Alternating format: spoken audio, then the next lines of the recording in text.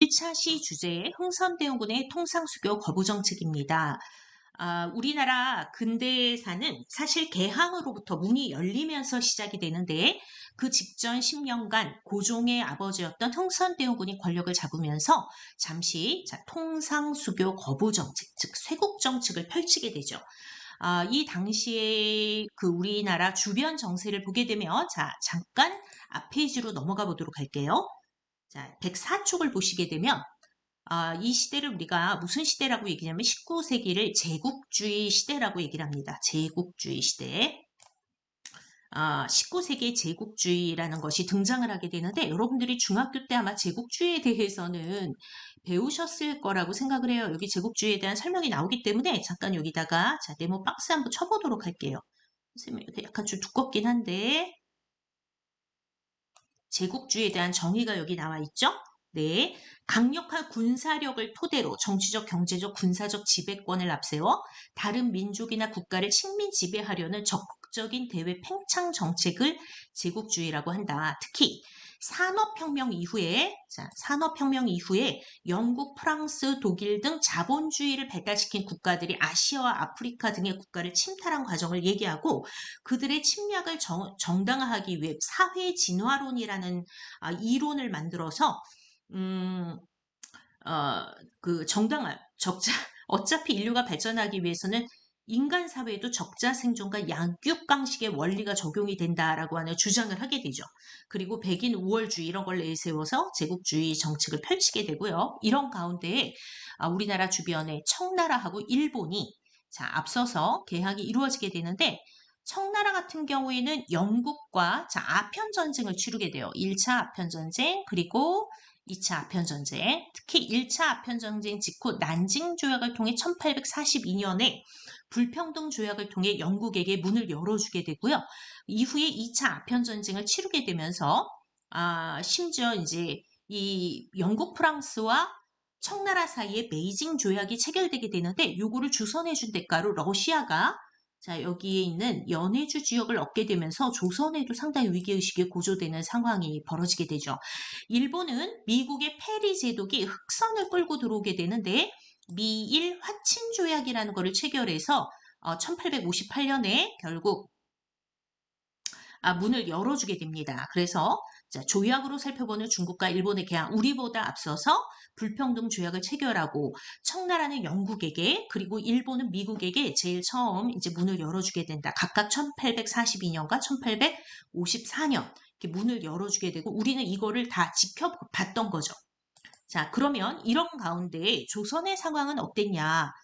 1863년 누가 등장을 하게 되냐면은 고종이 왕위에 오르게 되면서 그의 아버지인 흥선대원군이 등장을 하게 됩니다. 이때 우리나라 연안에 이양선이라는 배가 등장을 하며 이렇게 막 통상을 요구하기 시작했죠.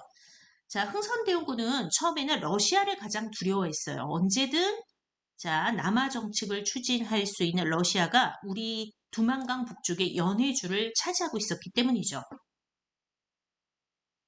그래서 어차피 우리나라에 들어와 선교 활동을 벌이고 있었던 프랑스 선교사를 통해 프랑스를 끌어들여 러시아를 막아보고자 했지만 프랑스 선교사들이 소극적인 태도를 취하게 되자 당장 천주교에 대한 박해를 하게 되죠. 이걸 우리는 병인 박해라고 하고요.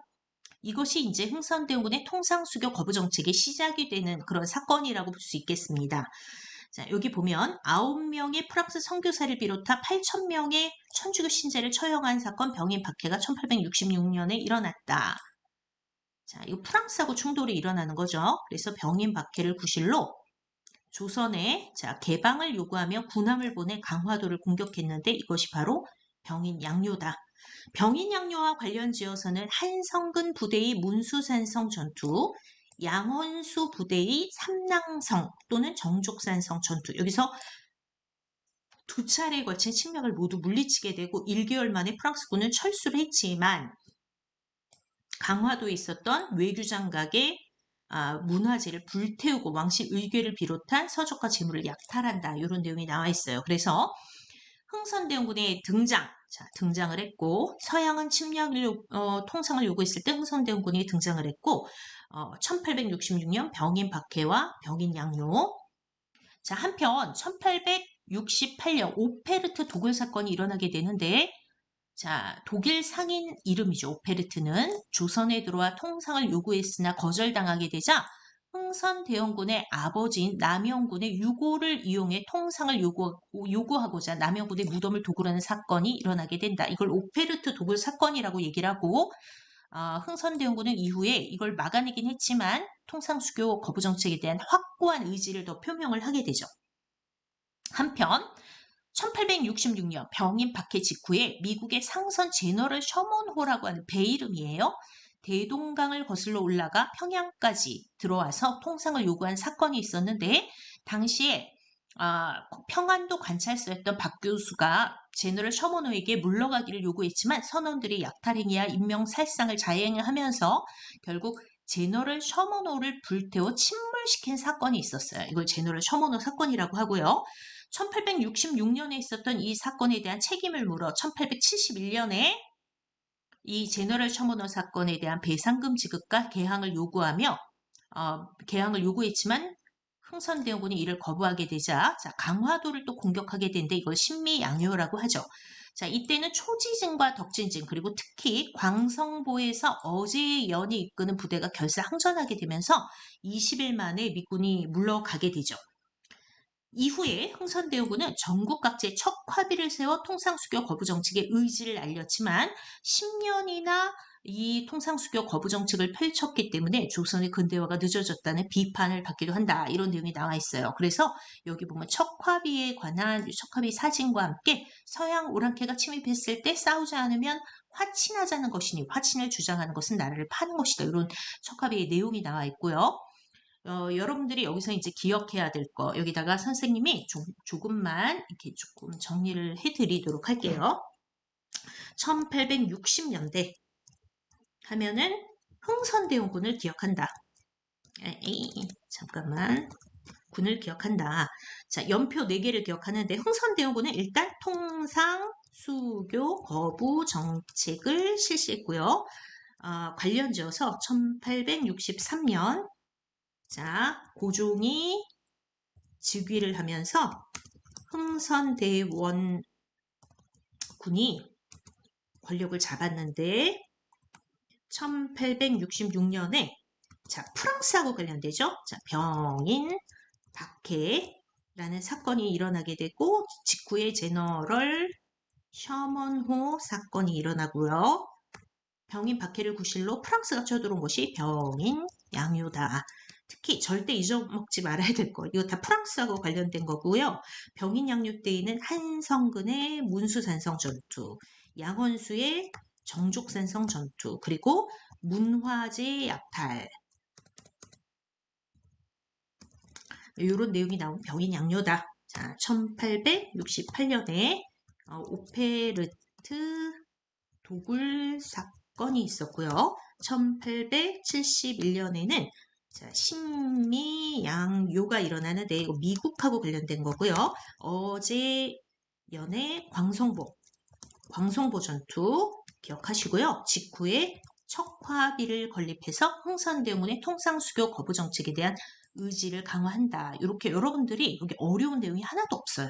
그래서 교과서 10회독 절대 잊어먹지 마시고 흐름 잡는 연표 여기 나와 있는데 이런 거 당연히 외우시고 꼼꼼하게 글씨 작은 글씨까지 다 읽어서 교과서를 반드시 10번 읽고 넘어가도록 하셨으면 좋겠어요.